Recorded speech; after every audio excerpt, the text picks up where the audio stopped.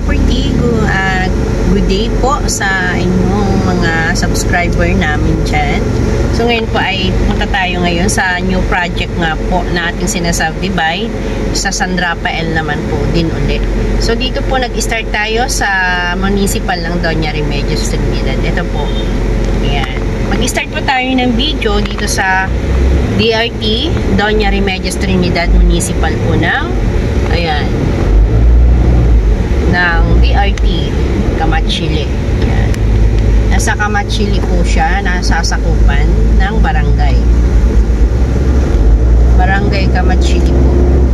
So ngayon po ay ito po yung madadaanan natin dito na road.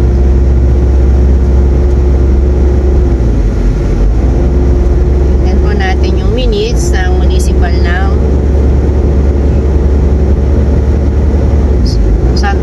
DRT to San Rafael. Dahil ito po ay nasa 12 minutes at 12 minutes sa may tubod. And then kung papunta pa ng mga Malangaan, maaring nasa tayo ng mga 20 minutes.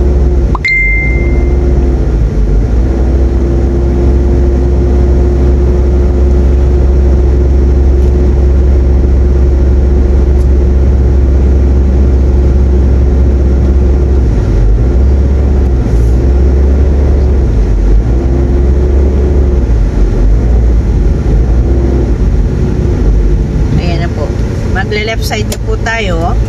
Ito yung Malangaan Cave Spring. Yan, 4 km po. From here po, 4 km. Malangaan Caves and Spring. Yan. Doon po tayo papunta ngayon.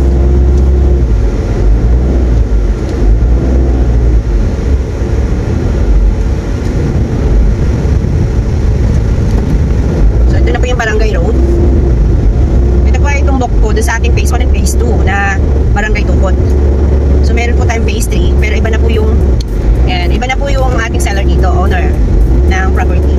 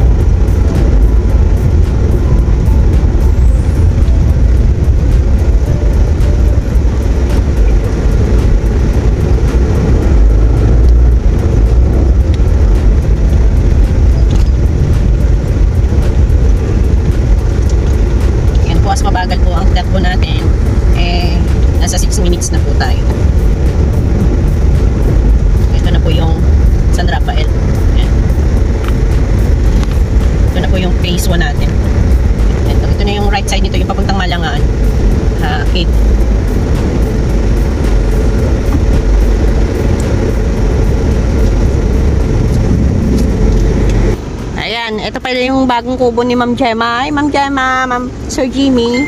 Ayan, nakita ko na yung ano mo. Na bakuda na nga pala, may kubo na. So, commercial area po yan. Kina Ma'am. Yan, meron pa sila dito sa kabilang side na yan eh. And dito na bakod. Ayun, yung nasa baba. Bababain natin ito. Titingnan ko na rin. Yan, medyo ang road ay hindi ganun kaganda. Pagaman access naman. Ito po yung papunta ng Malangaan Spring. Okay.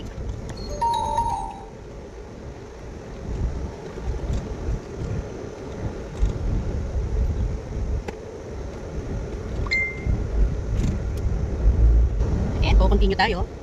So,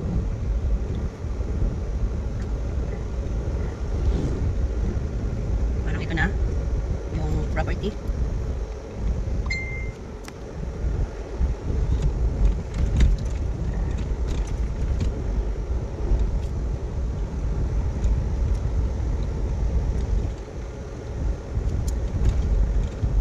You will arrive at your destination.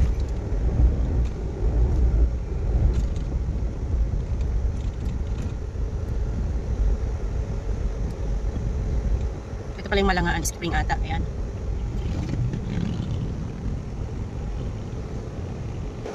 So ito po yung yan. Malangaan River Cave and Spring Ecotourism. Yan.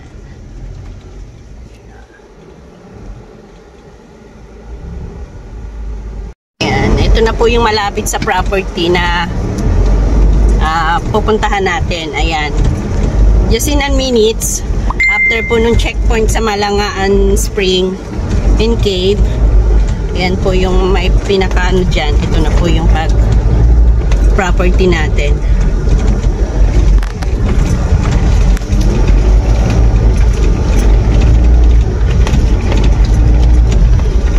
Ayan po yung mga side. Ito. Ayan. Ito na po siya. Wow, maganda.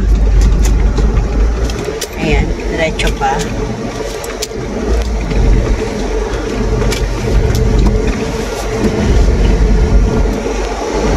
Against the lights tayo. May araw.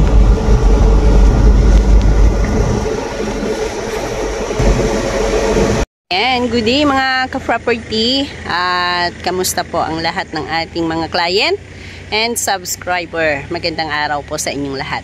Ngayon po nandito tayo sa another phase 3 ng Tukod San Rafael, Bulacan. So ito po ang ating phase 3 natatago sa phase 2. So ito pong frontage na to. Ito yung ating magiging 140 meters yung frontage, naka-along Barangay Road. Yan, sa ngayon po rough road. Soon to develop po ang semento. Yan. So ang pagkakaano po ay balita natin ay may budget na to. At para ito nga po ay yun yung gate. May linya ng kuryente. 6 hectares po ang kabuuan ng property natin dito po sa Malangaan. Malangaan po pala siya nakakasakop, sorry. Sinabi ko kanina Tukod. Malangaan Spring in Cave. Nandyan po walking distance po yon sa Malangaan Cave and Spring. So, just in walking distance sa property natin. Ayan. So, dito po, yan ang magiging commercial area. 140 meters nga po. Yung mga interested pong mag-avail ng frontage ng commercial, napakaganda. Avail na po kayo, mag-tripping na po agad kayo mga ma'am and sir. So ito po yung ating gate. Ang gate natin na to ay magiging main road. Ayan. Ayan, bali ito na po yung ating entrance gate na gagawin sa property. So kalahati po niyang sa side by side, ito po yung property natin. So cemented road na nga po ang pag-entrance na to, at yan ay itutuloy na lang sa ating main road ng property. So dito po tayo entrance sa ating property dahil side by side nasa gitna po ang ating 6 hectares na ito. Tatagos po siya doon sa phase 2 natin ng pinaka-end ng property ng phase 2. So ito po yan. Ito. Pantayin po ang lupa. Napakaganda ng area niya, mga ka-property. Ang inner po natin, 2.9 pa din. In 6 years to pay. Yan mga ka-property. Ang gandang i-drone, sir, no? Ayan. Lang ang ibigin nyo. Yun. Ayan, mga ganun ka pa. patag eh. Patag mga Flat na flat po ang area niya. kuryente. Ang lupa. Kung sa tubig naman mga kabukal, sabi Ayan. Ito po siya. Mga pinagsitawan po yan. at mas madaling makuha. Tapos ito po yung part na yan. Sako pa natin to. Diyan.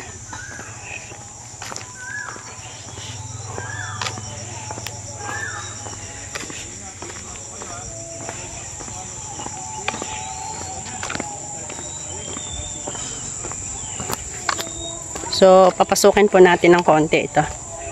At itong gate po na ito ang magiging main road ng property. So, ito ay ididiretso na sa ating phase 2. Yan. So, kaya nga po sila, Sir Eman, ay nagkaroon ng phase 3 dito para at least magkaroon daw po ng access road papunta ng phase 2. Yan. So, ito po ay rest house. Yan, dati. So, ngayon nga ay ating minamarket na as subdivided lot. So, pansin nyo po, sementado na po itong part na ito. So, dito po ay part na ito ng magiging frame lot. Yan. Kasi yung papasok na ito sa gate, yan, frame lot na po ito. At pantayin po ang lupa. Nakikita naman natin, napakaganda ng latag ng lupa. Yan, wala na po kayong babakuin dito sa part na ito. Pero meron din po sa side dito na meron ding part na baba. Ayan. So, may linya po dito ng kuryente na. At yan nga po kasi ay rest house daw po ito dati. Ayan. So, dito meron pong pinaka-caretaker na nag-aalaga sa lupa. Ayan. Papasukin po natin. At para at least matanaw pa po natin yung maraming spot dito. Kasi 6 sectors po ito na ating isinasubdivide nga po. Ayan.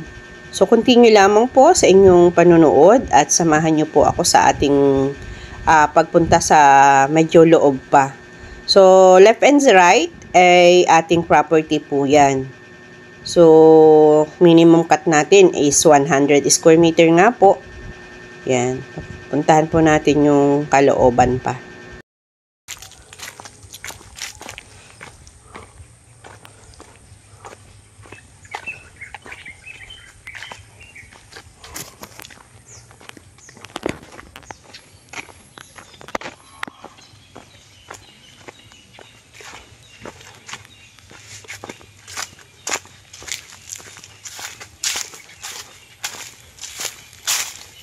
So, yan. May tagos na daan. Ayan. Bali, nakita nga tayo ng tenant at si Kuya. Ayan.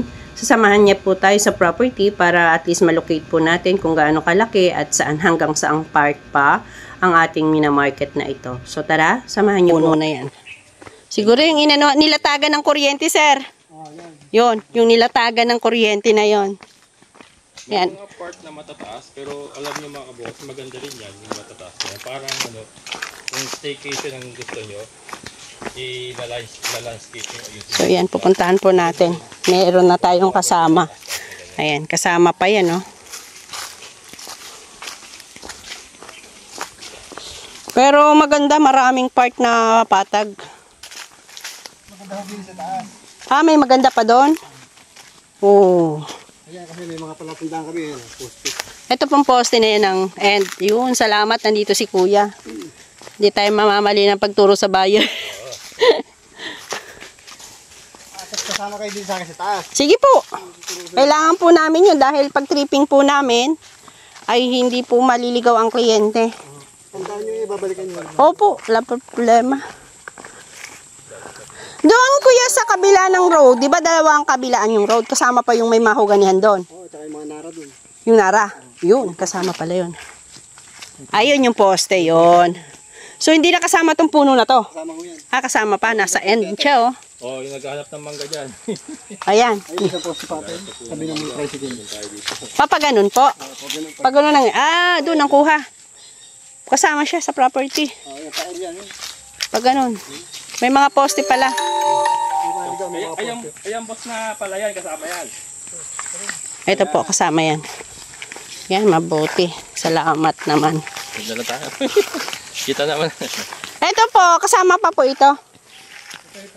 Tapos po, hahati na dito. Ayan, ito na po yan. Tapos dito na. Ayan, dito na. Maganda pa rin. Maganda pa rin to. Walang tapon dito eh. Doon nga sa gumanda eh. Patag pa rin. Maganda. Maganda dyan. Oo. Asa maganda.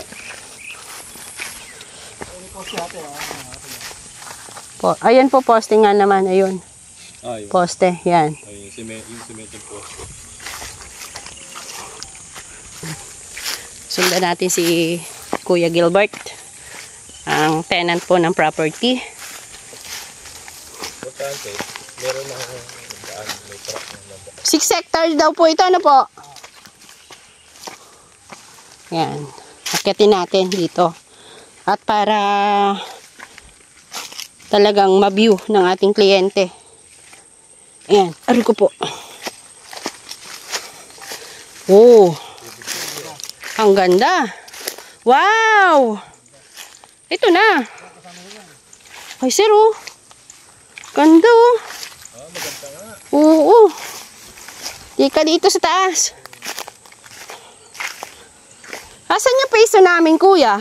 Yung pinanggalingan ng isa.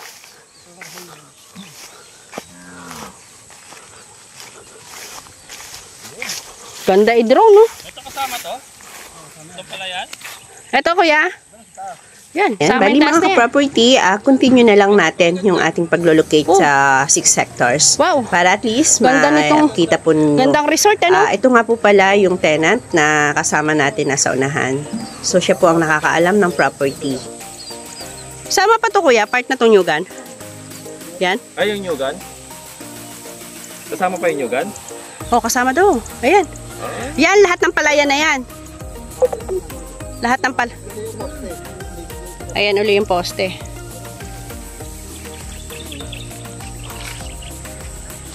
Ang mga kabukas, magmadali na kayo. Napakaganda ng lugar. Oh. Diyos ko po, napakaganda. May... Ayun yung sasakyan. Doon lang yung sasakyan nyo. Ayun. Nara na yun. Saan po ang... Ayon, yun doon. Yung mga nara na yon. Hanggang doon sa may mga puno. Ito'y pag ganun ang lupa, oh. Paumbok. Ano po itong patubig na to? Irrigation? Dinamo? Galing sa, sa ilog. Oh, hindi kaya. Ayun, oh, halaman nandun, oh. Gulayan, oh. Yung gulayan na yun, dinasama. Hindi na po, hindi na po. Ito tayo sa palayan. Opo. Sa palayan na. Ay, pero napakaganda. Ayun nga, malapit sa labasan. Yung pinakamaganda rin, malapit sa labasan. Yan, kasama pa po yan. Wala ka ng masyadong Saan po yung phase 2 namin dito? Yun po, sa mga interested pong mag-avail, mag-invest sa farm, semi-farm namin, magpa-schedule na po kayo ng site viewing at na makapili po tayo ng magagandang spot location. Yan. Sa ngayon po ay may palay pa. Yan. Itong natatanaw natin, kasama yan. May mga ilang puno, doon po sa unahan ay mayroong mga nara. Part siya ng commercial. Yan, may tubig dito galing. Saan ang ilog, kuya? May ilog dyan. Okay. May pinagkukunan po ng ng tubig. Ayan, oh, sa ilog. So, pinapump nila papunta dito. Siya ang nagsusupport ng tubig. Yan. So, kung maghahalaman, pwede pong makagamit dyan, kuya. Yun, pwede daw. Yan po kayo, ay pwede kayong makakuha ng tubig dito. Malakas ang tubig. Galing po ito sa ilog. Yan. Oh, yun. Ang lakas ng tubig, oh. Oh. So sa laki ng halamanan dito, yan ang nagsusupport. Dalawa ho yan. Sabi ko ba, isang bato. Ah, dalawa. Oo nga, isa doon at isa ito. Dalawa pala. Lakas ng tubig, ano kuya? Eh kung pwedeng inumin, ang sarap inumin, ano? Ang linis, oh. Oh. Napakalinis ng tubig, oh. Galing ilog po yan. Yun. Papunta na doon ang tubig. Ah, dinamo, ano kuya? Tawag dyan? Galing, ano. Sir! Ito yung maganda. Dikit-dikit. Pang hektar-hektarya, mga kalao. Hanggang sariwa pa mga kabukas, hindi pa basag-basag. Ngayon ang magandang Yun. panahon na kumuha ng malalaki. Buo-buo pa siya. Kasi pagka marami na po.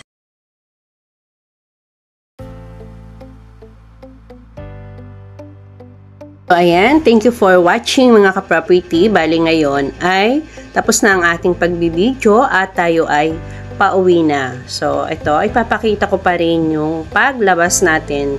At ito nga po yung ating madadaanan before ng property. Ito po yung checkpoint dito sa entrance fee sa Malangaan Cave and Spring po. So, dito po ay may katabi na rin pong nag-subdivided ng lote.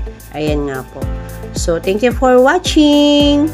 Mga ka-property, please don't forget to subscribe my YouTube channel, Glenn's Property, at your service agent. Bye-bye!